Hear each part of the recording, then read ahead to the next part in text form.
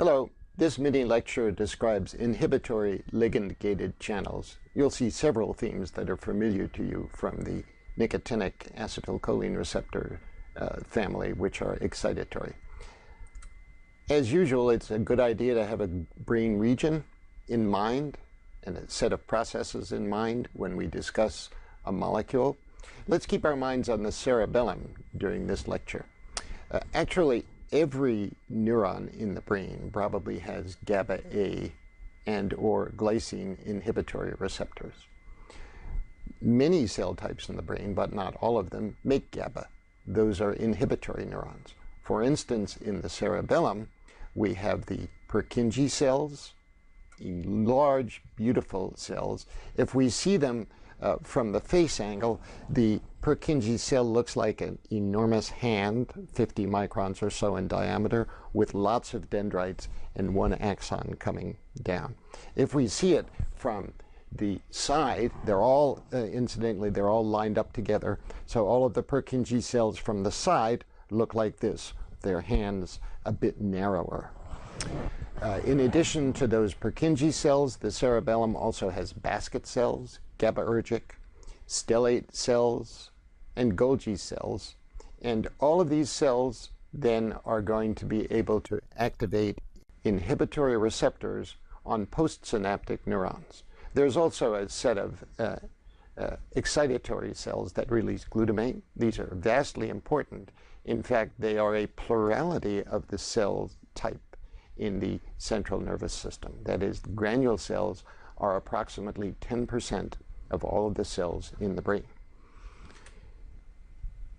In terms of our equivalent circuit, let's see the events that occur when we activate an inhibitory ligand-gated channel.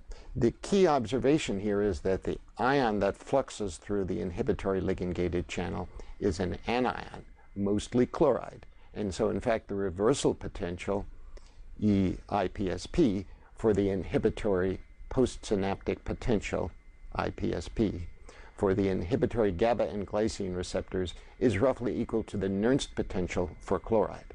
And so if we hold our membrane potential positive with respect to E chloride, then a pulse of GABA or glycine tends to push the voltage more negative. Now, this is quite important because if the membrane is depolarized, if it's more positive than the usual resting potential, then it may be firing spikes, firing action potentials, and the inhibitory postsynaptic potential tends to drive it more negative than threshold and stop those spikes from firing.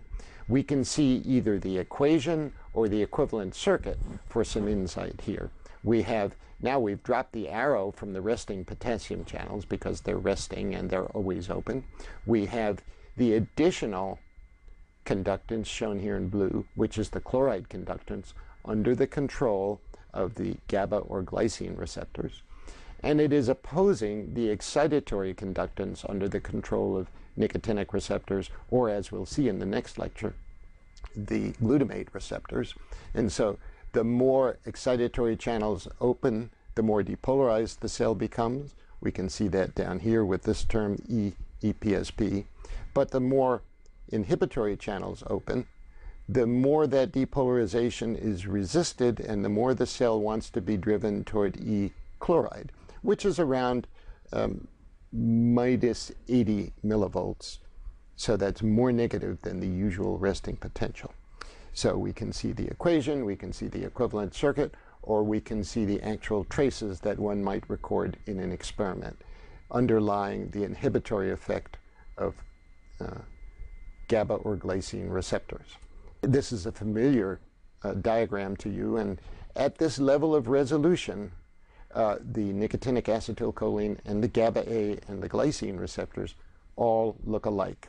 We would have to delve deep into the pore to find out how it is that in this case GABA and glycine receptors trick only chloride ions into thinking they're still in water and can therefore flow through the center of the channel. The family of GABA A receptors is fairly complex. It has 4 beta subunits, 6 alpha subunits, and assorted gamma, delta, epsilon, and rho subunits. You'll see why we put beta before alpha on the next slide. In addition, there are splice variants of the GABA A receptors, and these splice variants may be important for the response to ethanol. The glycine receptor family is a bit simpler, and they're expressed mostly in the spinal cord, and so this classic knee reflex that I told you about in the first lecture, when you extend your leg, actually extending the motor neurons inhibits the flexor motor neurons. And that is done to some extent with glycine receptors in the spinal cord. There are only 2 alpha subunits and 1 beta subunit. The pharmacology of GABA A receptors is quite interesting. First, let's talk about allosteric activators of GABA A receptors. So here we have, looking down from the extracellular solution on the extracellular region of what we think would be a pretty good model for the GABA A receptor. And we see that the agonist binds at the interface between 2 subunits. But if you compare this with one of our diagrams of the nicotinic receptor, you'll note that the beta subunit is in the position of the alpha nicotinic receptor subunit, and likewise the alpha subunit is in the position of the beta nicotinic receptor subunit. Now that's a historical consequence of when those subunits were discovered, and it's just nomenclature. But that's why I had the betas before the alphas on a previous slide. Now, a key observation here is that the benzodiazepines, and here are some examples of names of benzodiazepines, bind allosterically at non-agonist interfaces. So interfaces that are analogous to the agonist interfaces but are between other subunits, here between the alpha and the gamma subunit. So these allosteric activators prolong the action, increase the action of GABA itself, and therefore increase inhibition in the nervous system. Phenobarbital does the same thing. Its exact binding site, I think, is unknown. There are other molecules that are not clinically useful but pharmacologically useful for GABA A and glycine receptors. There are 2 plant alkaloids, bicuculline and strychnine, that block these receptors. Bicuculline blocks the GABA A receptor by competing with GABA at the binding site. Again, this is one of our diagrams of 2 subunits of a ligand-gated channel, a pentameric ligand-gated channel. Strychnine blocks glycine receptors, again by competing at the agonist site. There's another class of blockers, also without much medical use, picrotoxin, which acts like a plug in a drain, blocking GABA A and glycine receptors. We'll have more to say about channel blockers in a subsequent lecture, an important concept that a drug can actually get right into the channel and block it there.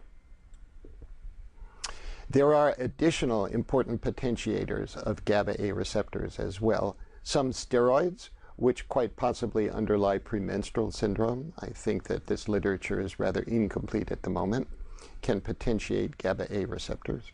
Ethanol can also potentiate GABA A receptors. I want to caution you that ethanol acts on many different types of proteins in the nervous system, several ion channels, several receptors. We'll talk about this next week. But one place where ethanol binds is certainly to potentiate GABA receptors, to potentiate their inhibitory action. How ethanol makes people lose their inhibitions is an interesting story. Perhaps it's inhibition of inhibition. General anesthetics that are used in surgery also bind to GABA A receptors. And here we know a bit about their binding. We know that general anesthetics don't bind at an agonist site or in the extracellular region. They actually bind in the transmembrane region in what seems to be a water-filled cavity between the M2 and the M3 helices of GABA A receptors. Quite possibly ethanol binds in the same place. Next time we will talk about excitatory glutamate receptors.